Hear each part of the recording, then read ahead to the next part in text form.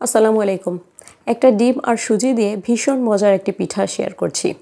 চা হতে হতে পিঠাটা খুব নিমিষেই তৈরি হয়ে যায়। তৈরি করা খুবই সহজ, খেতে অনেক বেশি মজাদার। তাহলে চলুন ঝটপট এই পিঠাটা আপনাদের সাথে শেয়ার করে নিই। পিঠা তৈরির জন্য এখানে একটা ডিম নিয়েছি। ডিমটা নর্মাল টেম্পারেচার হলে ভালো হয়। সামান্য পরিমাণ লবণ দিলাম, চিনি দিলাম হাফ কাপ থেকে কিছুটা বেশি।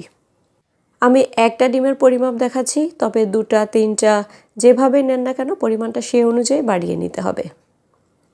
এবার কাজ হলো চিনিকে ভালো করে ডিমের সাথে ফেটে নেওয়া, মানে চিনি যতক্ষণ না গলে যাবে ততক্ষণ ভালো করে ডিমকে ফেটে নিতে হবে। এই ফেটাটা যদি ভালো হয় তাহলে পিঠা ভাজার সময় পিঠাটা খুব সুন্দর ফোলে। এই ধরুন 3 থেকে 4 মিনিট এভাবে ফেটে নিয়েছি। এবার গুঁড়া দুধ দিয়েছি প্রায় 2 টেবিল চামচ পরিমাণ। গুঁড়া দুধ দিলে এই পিঠায় ফ্লেভারটা ভালো আসে আর খেতে টেস্টটা অনেক বেশি ভালো আসে। গুঁড়া দুধ দিয়েও ভালো করে ফেটে নিচ্ছি। আস্তে আস্তে ডিমের কালারটাও সুন্দর চেঞ্জ হতে শুরু করেছে, নিশ্চয়ই খেয়াল করছেন। এবার এক এক করে অন্যান্য উপকরণগুলো অ্যাড করছি। প্রথমে দিয়েছি 1 কাপ ময়দা, হাফ কাপ থেকে কিছুটা সুজি বেশি দিয়েছি আমি, তবে হাফ কাপ দিলে একদম পারফেক্ট হয়। এবার ভালো করে মথে নিব। চামচ দিয়ে মথা যাবে না, এজন্য আমি চামচটাকে তুলে নিলাম। হাত দিয়ে ভালো করে এগুলোকে মিক্সড করে নিব। এটা মথার প্রাথমিক পর্যায়ে খুব বেশি স্টিকি মনে হবে, কিন্তু যখন ভালোভাবে এভাবে একটু সময় নিয়ে মথতে থাকবেন তখন আস্তে আস্তে একটা শক্ত ডো হয়ে যাবে। তবে কোনোভাবে এক্সট্রা ময়দা বা আটা ব্যবহার করা যাবে না। এটা খুব বেশি সময় ধরেও মথার প্রয়োজন নেই। প্রায় 4 থেকে 5 মিনিট আমি এভাবে মথে নিয়েছি। আর মথার পরেও খুব বেশি রেস্টে রাখার দরকার নেই, জাস্ট পরপরই ভাজতে বা পিঠা তৈরি করা শুরু করলেই চলবে। সুন্দর করে মথা হয়ে গেছে। এখন আমি পিঠাগুলোকে তৈরি করে দেখাচ্ছি। এই পিঠা তৈরির জন্য আসলে নির্দিষ্ট কোনো ডিজাইন নাই, যার কাছে যেমন সহজ মনে হয় বা যে যত তাড়াতাড়ি পারবে সেভাবেই তৈরি করে নিতে পারে।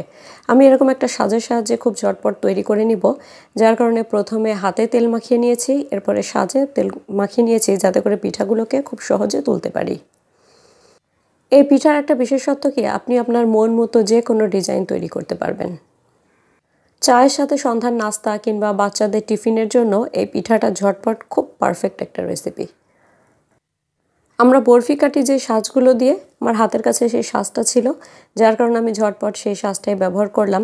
আপনার হাতের কাছে যা থাকে, চামচ, যে কোনো কাঠি, শাসলিকের কাঠি, এগুলো দিয়েই খুব সহজে পিঠাটা ডিজাইন করা যায়। এবার সাজ বাদে ঝটপট অন্য একটা ডিজাইন করে দেখাচ্ছি। জাস্ট 2 তালু দিয়ে গোল করে হালকাভাবে আলতোভাবে চাপ দিয়ে এটাকে চ্যাপ্টা করে নিলাম।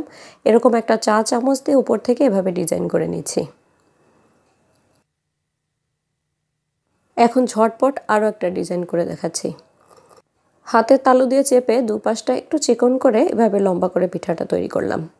ভাজার পরে এই পিঠাটাই আমার কাছে দেখতে বেশি ভালো লেগেছে। সবগুলো পিঠাকে তৈরি করে এবার ভেজে নেওয়ার পালা। এই পিঠাকে ভাজার জন্য তেল খুব বেশি গরম করা যাবে না। যেহেতু সুজির পিঠা আবার গুঁড়া দুধও দিয়েছি, যদি চুলার আঁচ খুব বেশি বাড়িয়ে পিঠাগুলোকে ভাজতে যাই সেক্ষেত্রে সহজে উপর থেকে লাল হয়ে যাবে, মানে উপরটা পুড়ে যাবে কিন্তু ভিতরটা পারফেক্টভাবে ভাজা হবে না। আবার যদি এক পাশ খুব বেশি সময় ধরে ভাজতে থাকি তাহলে হবে কি, সেই পাশটা খুব বেশি লাল হয়ে যাবে, অপর পাশ সহজে কালার আসবে না, মানে পিঠার কালারটা তেমন একটা ভালো হবে না। এজন্য চুলার আঁচকে মিডিয়ামে থেকে লো করে অনবরত নেড়ে চেড়ে পিঠাগুলোকে ভেজে নিতে হবে, যাতে সব পাশ সমানভাবে ভাজা হয়। আবার যখন পরবর্তী ব্যাচ ভাজবো সেক্ষেত্রে চুলার আঁচ আরও কিছুটা কমিয়ে দিয়ে তারপরে ভেজে নিতে হবে। এই তো আমার সবগুলো পিঠা তৈরি করা হয়ে গেছে। কালারটাও কত সুন্দর এসেছে নিশ্চয়ই দেখে বুঝতে পারছেন। আপনাদের কাছেও নিশ্চয়ই আমার অন্যান্য রেসিপির মতো এই রেসিপিটিও অসাধারণ লেগেছে। এত সময় সাথে থাকার জন্য সবাইকে অসংখ্য অসংখ্য ধন্যবাদ। আমার জন্য সবাই দোয়া করবেন। আল্লাহ হাফেজ।